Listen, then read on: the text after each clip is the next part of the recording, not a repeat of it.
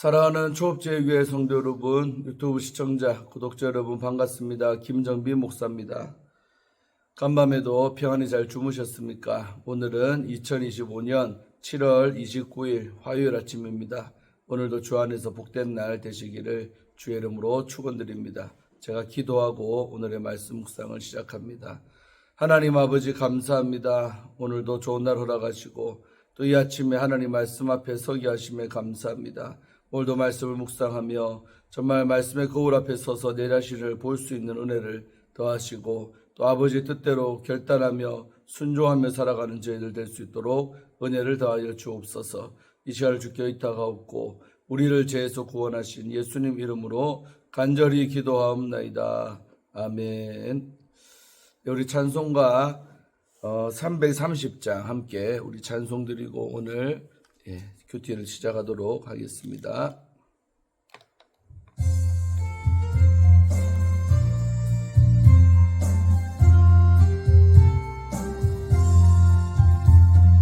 어두운 밤 시대리니 내 집은 지켜서 잔이슬 맺힐 때에 일찍 일어나 해 돋는 아침부터 힘써서 일할 수 없는 밤이 속해 오리라. 어두운 밤 시대리니 내 직분 지켜서 일할 때 일하면서 놀지 말아라. 낮에는 수고하나 쉴 때도 겠네. 일할 수 없는 밤이 속해 오리라. 어두운 밤 시대리니 내 직분 지켜서 주는 비낀 곁에 힘써 일하고 그 빛이 닿아서 어둡게 되어도 할 수만 있는 대로 힘써 일하라. 아멘. 우리의 직분을 잘 지켜서 정말 사명 감당하는 우리 모두가 되기를 주의 이름으로 축원드리겠습니다. 자, 오늘 함께 우리 큐티하실 본문은 우리 에스겔서 9장입니다. 1절부터 11절까지의 말씀 제가 개정판으로 한번 읽고 또 이어서 우리말 성경을 읽도록 하겠습니다. 함께 잘 읽기를 바랍니다. 또 그가 큰 소리로 내 귀에 외쳐 이르시되 이 성읍을 관할하는 자들이 각기 죽이는 무기를 손에 들고 나오게 하라 하시더라. 내가 보니 6사람이 벽황한 윗문 길로부터 오는데 각 사람의 손에 죽이는 무기를 잡았고 그 중에 한 사람은 가는 베옷을 입고 허리에 서기관의 먹그릇을 찼더라. 그들이 들어와서 노제단 곁에 서더라. 그룹에 머물러 있던 이스라엘 하나님의 영광이 성전 문지방에 이르더니 여호와께서 그 가는 배에 옷을 입고 서기관의 먹그릇을 찬 사람을 불러 여호와께서 이르시되 너는 예루살렘 성읍 중에 순행하여 그 가운데서 행하는 모든 가증한 일로 말미암아 탄식하며 우는 자의 이마에 표를 그리라 하시고 그들에 대하여 내 귀에 이르시되 너희는 그를 따라 성읍 중에 다니며 불쌍히 여기지 말며 긍휼을 베풀지 말고 쳐서 늙은 자와 젊은 자와 처녀와 어린이와 여자를 다 죽이되 이마에 표 있는 자에게는 가까이 하지 말라. 내 성소에서 시작할지니라 하시매 그들이 성전 앞에 있는 늙은 자들로부터 시작하더라. 그가 또 그들에게 이르시되 너희는 성전을 더럽혀 시체로 모든 뜰에 채우라. 너희는 나가라 하시매 그들이 나가서 성읍 중에서 치더라. 그들이 칠 때에 내가 홀로 있었는지라 엎드려 부르짖어 이르되 아 주 여호와여 예루살렘을 향하여 분노를 쏟으시오니 이스라엘의 남은 자를 모두 멸하려 하시나이까. 그가 내게 이르시되 이스라엘과 유다 족속에 죄악이 심히 중하여 그 땅에 피가 가득하며 그 성읍에 불법이 찼나니 이는 그들이 이르기를 여호와께서 이 땅을 버리셨으며 여호와께서 보지 아니하신다 함이라. 그러므로 내가 그들을 불쌍히 여기지 아니하며 긍휼을 베풀지 아니하고 그들의 행위대로 그들의 머리에 갚으리라 하시더라. 보라 가는 베옷을 입고 허리에 먹그릇을 찬 사람이 복명하여 이르되 주께서 내게 명령하신 대로 내가 준행하였나이다 하더라. 아멘. 우리말 성경으로 한번 더 읽도록 하겠습니다. 그리고 그분이 내가 듣는 데서 큰 소리로 외치셨다. 손에 살상 무기를 들고 있는 사람들아, 이 섬에 대한 처벌이 다가오고 있다. 그런데 북쪽을 향해 있는 윗문 방향에서 6 사람이 각각 자기의 손에 자기의 살상 무기를 들고 있었다. 그들 가운데 한 사람은 베옷을 입었고 옆구리에는 필기구를 갖고 있었다. 그들이 들어와서 청동제단 옆에 섰다. 그러자 이스라엘 하나님의 영광이 이제까지 머물러 있던 그룹에서 위로 올라와 성전의 문턱으로 옮겨갔다. 그분은 베옷을 입고 옆구리에 필기구를 갖고 있는 사람을 부르셨다. 여호와께서 그에게 말씀하셨다. 예루살렘 성읍을 돌아다니며 그 가운데에서 행해주고 있는 모든 혐오스러운 일들에 대해 한숨 짓고 단식하는 사람들의 이마에 표시를 하여라. 내가 듣는 데서 그분이 나머지 사람들에게 말씀하셨다. 그를 따라 성읍을 두루 돌아다니며 쳐 죽여라. 너희 눈은 그들을 불쌍히 여기지도 말고 그들에게 인정을 베풀지도 말라. 늙은이들, 젊은이들, 처녀들과 아이들과 여자들을 학살의 폐허가 되게 하라. 그러나 표시가 있는 사람 어느 누구에게도 가까이 가지 말라. 내 성소에서부터 시작하라. 그러자 그들이 성전 앞에 있던 장로들로부터 시작했다. 그분이 그들에게 또 말씀하셨다. 성전을 더럽히고 그들을 학살당한 사람들로 가득 채우라. 나아가라. 그러자 그들이 나아가 성읍 안에서 쳐 죽였다. 그들이 쳐 죽이고 있을 때 나는 혼자 남겨져 있었다. 나는 얼굴을 땅에 대고 울부짖으며 말했다. 주 여호와여, 주께서는 예루살렘에 주의 노여움을 퍼부으셔서 이스라엘의 남은 사람을 모두 죽이려고 하십니까? 그러자 그분이 내게 대답하셨다. 이스라엘과 유다 족속의 죄악이 너무나 크다. 이 땅이 피로 가득 차고 이 성읍은 불법으로 가득 차 있다. 그들은 여호와께서 이 땅을 버리셨다. 여호와께서 보고 계시지 않는다라고 말한다. 그러니 내 눈이 그들을 불쌍히 여기지 않고 내가 인정을 베풀지 않을 것이다. 그러니 그들의 행동을 그들의 머리에 그대로 갚아 줄 것이다. 베옷을 입고 옆구리에 패기구를 갖고 있는 사람이 보고했다. 주께서 내게 명령하신 모든 것대로 내가 했습니다. 아멘. 예, 오늘도 함께 이 말씀을 함께 먼저 주의하도록 하겠습니다. 자, 오늘 1절과 2절은 6 사람의 심판자가 나오고 있죠. 자, 9장은 심판이 실행되는 장면을 보여주고 있습니다. 에스겔은 단세 형상의 인물이 너희는 이 성읍을 관할하는 자들이 각기 죽이는 무기를 손에 들고 나오게 하라고 큰 소리로 명하는 것을 듣습니다. 그런데 너희가 누구인지 분명하지 않습니다. 관할하는 자들로 번역된 페쿠도트 하이르는 그 성읍의 처형자들이라는 어떤 걸로 해석될 수가 있고, 또 이 성읍의 판결, 이 도시를 벌하는 자들로 보는 것이 더 적절합니다. 각기 죽이는 무기를 손에 들고 있다는 표현은 죽음에 대한 긴장감을 고조시키며 철저한 심판을 바로 예고합니다. 에스겔은 6 사람의 손에 죽이는 무기를 들고 북항한 윗문길로부터 와서 놋제단 옆에 서 있는 것을 봅니다. 이들은 사람 모양의 천사들로 보입니다. 놋제단은 안뜰에 있는 번제단을 의미합니다. 그중 한 사람은 가는 베옷을 입고 허리에 서기관의 먹그릇을 차고 있었습니다. 가는 베옷은 주로 하나님의 사자가 입는 옷이며 제사장의 의복이기도 합니다.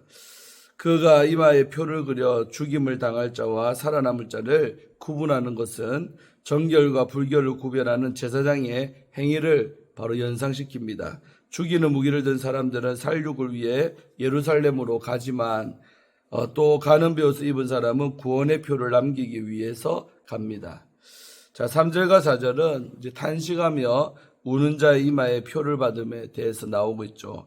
에스겔은 언약궤 그룹에 머물러 있던 이스라엘 하나님의 영광이 성전 문지방에 이른 것을 봅니다. 여호와의 영광이 곧 이스라엘의 하나님의 영광임을 바로 강조하고 있습니다. 에스겔의 환상에서 처음으로 여호와가 명시되고 그분이 직접 명령을 내리십니다. 이는 언약의 하나님 여호와가 심판의 주체임을 드러냅니다. 즉 성전의 주인이신 여호와께서 성전에서 시작되는 그런 심판을 바로 명하십니다. 가는 베옷을 입고 서기관의 먹그릇을 찬 사람이 성읍 가운데 즉 예루살렘 가운데로 지나가면서 예루살렘에서 행해지는 가증한 일들로 인해서 탄식하며 우는 자들의 이마에 표를 남기라는 여호와의 명령을 받습니다. 탄식하며 우는 것은 후회와 회개를 바로 의미하고 있습니다. 표는 히브리 알파벳 마지막 글자를 가리킵니다. 이 표식이 생명을 보존할 의인과 심판으로 죽임을 당할 죄인을 바로 구분짓고 있습니다. 그 다음에 5절과 6절은 자비나 긍휼이 없는 심판 실행의 명령에 관해서 나오고 있죠. 나이와 성별에 관계없이 이마에 표가 없는 사람은 어떤 자비나 긍휼도 보이지 말고 죽이라는 명령을 내리십니다. 이는 불쌍히 여기지 아니하며 긍휼을 베풀지 않으시는 하나님의 심정을 반영하는 심판 행위가 바로 되겠습니다. 10절이었죠. 이 심판은 예루살렘 성의 모든 사람을 향하는데 이마에 표를 받은 사람들만 죽음을 면합니다. 내 성소에서 시작하라는 명령에 따라 6사람은 성전 앞에 있는 늙은 자들, 장로들을 바로 의미합니다. 늙은 자들로부터 살육을 시작합니다. 8장 우리 6절에서 14절에 서술되었던 것처럼 영적, 사회적 지도자로서 그 역할을 제대로 하지 않았기 때문입니다. 그래서 항상 지도자가 먼저 심판받게 되는 겁니다. 자, 7절은 시체로 성전을 채우라는 말씀이 나오고 있죠. 하나님은 죽임을 당한 시체로 안뜰과 바깥뜰을 채워 성전을 더럽히라고 명하십니다. 시체들이 우상과 제단, 분향 제단 사이 우상 숭배를 행했던 모든 자리에 있을 것이라는 선언이 실행됨을 바로 의미하고 있습니다. 성전이 우상을 섬기며 가증한 일을 그렇게 행했던 곳들과 전혀 다를 바 없기 때문에 하나님은 성전을 시체들로 불결하게 바로 만드십니다. 성전을 더럽힌 죄악을 그대로 대갚아 주는 것입니다. 나가라는 명령이 떨어지자 6사람이 나가서 성읍 중에서 살육을 바로 실행합니다. 재판장의 판결에 따라 형이 집행되는 장면을 바로 연상시킵니다. 다음 이제 8절은 에스겔의 부르짖음이 나오고 있죠. 에스겔은 엎드려 여호와께 부르짖습니다. 예루살렘 가운데로 죽이는 무기가 지나가고 있기에 그는 탄식할 수밖에 없습니다. 그는 주의 진노를 예루살렘에 쏟아부어 이스라엘의 남은 무리를 모두 멸하려 하십니까? 라고 주님께 여쭙습니다. 여기서 이스라엘의 남은 자는 남유다를 바로 가리키고 있습니다.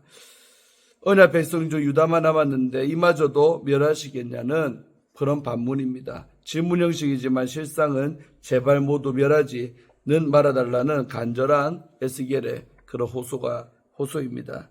자, 그다음에 9절에서 10절은 심판의 이유에 관해 다시 한번 나오고 있습니다. 그러나 하나님은 냉정하게 답변을 하십니다.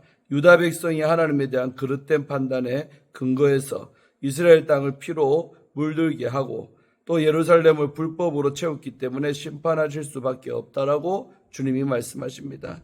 불법으로 번역된 무태라는 이 히브리어는 공의가 왜곡되거나 삐뚤어진 불의를 바로 뜻하고 있습니다. 더 심각한 것은 죄악이 심히 중하다는 것입니다. 에스겔은 이스라엘의 남은 자라는 표현을 사용한 반면에 하나님은 이스라엘과 유다 족속이라는 표현을 바로 사용하십니다. 하나님이 언약 백성의 죄악을 주목하고 계시며 그 죄악에 대한 책임을 엄중히 묻고 계심을 바로 보여줍니다. 하나님은 어떤 자비나 긍휼을 베풀지 않으시고 그들의 행위에 합당한 심판으로 대갚겠다고 선언을 하십니다. 에스겔이 아무 말도 하지 않은 것은 그 역시 심판의 정당성을 인정한 것으로 바로 보입니다. 유다 백성의 죄악이 심각하다는 것을 바로 암시하고 있는 거죠. 자, 마지막 11절은 가늠 벼옷을 입은 사람의 보고에 대해서 나오고 있죠. 가늠 벼옷을 입고 먹거리를 찬 사람이 여호와의 명령을 수행하고 가장 먼저 돌아와 하나님께 그렇게 보고를 합니다. 그의 뒤를 이어 살육의 심판을 행하고 돌아온 자들이 하나님께 보고하는 장면을 예상할 수가 있습니다. 참혹한 살육의 심판이 예루살렘을 휩쓸고 지나가지만 여전히 희망은 남아 있습니다. 가늠 벼옷을 입은 사람이 하나님의 명령을 따라 참여하는 사람들의 이마에 표를 남겨 살육의 심판에서 보호를 받도록 했기 때문입니다. 네. 자, 이제 마지막으로 오늘 함께 또 우리 적용하는 부분 보도록 하겠습니다. 성소에서부터 시작된 심판에 관해 한번 보도록 합니다. 하나님은 사랑이십니다. 그래서 죄인들을 용서하십니다. 그러나 동시에 공의의 하나님이십니다. 그렇기에 죄악을 방관하지 않으십니다. 예루살렘의 죄악은 이미 손을 쓸 수 없는 수준까지 심각했습니다. 심지어는 가장 거룩해야 하는 성전도 더러운 우상으로 인해 가장 가증한 곳으로 전락하고 말았습니다. 결국 하나님의 심판이 실행되고야 맙니다. 9장은 심판의 사자들이 등장하는 것으로 시작이 됩니다. 하나님은 심판을 위해 사자들을 부르십니다. 이들은 죽이는 무기를 들고 살육을 준비합니다. 1절과 2절이었죠. 심판이 임박했음에도 불구하고 오직 에스겔을 제외하고는 아무도 심판을 깨닫지 못하고 있습니다. 오히려 심판을 경고하는 에스겔을 무시하고 조롱하기 일쑤였습니다. 사람들의 눈이 죄악으로 인해 완전히 가려져 있었기 때문입니다. 이처럼 심판의 징조를 구분할 수 있는 영적인 안목이 중요합니다. 성도는 항상 깨어서 하나님의 심판을 대비해야 하는 것입니다. 하나님은 사자들에게 예루살렘의 백성을 죽이라고 명하십니다. 단 죄악으로 인해 탄식하며 우는 사람에게는 이마에 표를 하도록 하시고 그들은 손대지 말라라고 오늘 4절에서 말씀했죠. 이는 마치 요한계시록에 나오는 이마에 생명의 침을 받는 자들과 비슷합니다. 하나님은 극도의 환난 속에서도 하나님을 사랑하는 성도들을 일일이 기억하시고 또 지켜주십니다. 아무리 어두운 시대라고 할지라도 바로 하나님의 마음을 가지고 탄식하는 자는 하나님이 지켜주십니다. 하나님의 심판은 성소에서부터 시작을 합니다. 6절이었죠. 가장 거룩해야 할 하나님의 성소가 온갖 우상으로 인해 가장 가증한 곳이 되어버렸기 때문입니다. 이에 하나님은 성소부터 심판을 하십니다. 성전의 정화를 바라시기 때문입니다. 세상에서 악이 없어질 수는 없지만 적어도 성전은 구별되어야 합니다. 교회 역시 그렇습니다. 교회가 세상을 따라가서는 안 되는 이유는 세상과 달라야 하기 때문입니다. 우리 교회가 항상 정결할 수 있도록 모두 힘써야 하겠습니다. 대대적인 심판 앞에서 에스겔은 하나님 앞에 엎드려 간구를 하지요. 그는 백성의 죄악을 너무나도 잘 알고 있었습니다. 환상 중에서 본 성전의 참성을 보면서 분노했었습니다. 그러나 그런 상황에도 불구하고 자기 민족을 위해 중보자의 마음으로 기도하고 있는 것입니다. 이것이 참된 성도의 자세입니다. 세상이 혼탁하고 더 이상 소망이 없어 보인다 할지라도 성도는 포기하지 말고 하나님 앞에 기도와 간구를 쉬지 않아야 합니다. 그래서 우리가 나라 민족을 위해서 어떠한 모습이든지 간에 계속 기도를 해야 되는 것입니다. 에스겔의 기도는 응답을 받지 못합니다. 그런데 그 이유가 안타깝기 그지없지요. 백성이 입을 모아 말하기를 여호와께서 이 땅을 버리셨으며 보지 않으신다라고 말했기 때문입니다. 9절이었죠. 이는 명백한 불신앙이며 하나님을 향한 모독입니다. 하나님이 그들을 살리시고자 그토록 오래 참고 기다리셨는데 정작 그들은 하나님 탓을 하고 있는 것입니다. 망하는 이들의 특징이 바로 이처럼 자기 반성 대신 남을 바로 원망하는 것입니다. 본문에서는 하나님의 명령을 충실히 이행하는 심판의 사자들과 하나님 앞에서 유다 백성을 위해 간절히 기도하는 에스겔의 모습이 등장하고 있습니다. 그러나 유다 백성은 하나님을 원망하는 모습을 보여줌으로 심판을 자초하고 있습니다. 우리는 이러한 유다 백성을 타산지석으로 바로 삼아야 하겠습니다. 그리하여 어둡고 썩어져가는 세상 속에서 빛과 그런 소금의 사명을 또 세상의 소망으로 살아가기를 주의 이름으로 축복을 드립니다.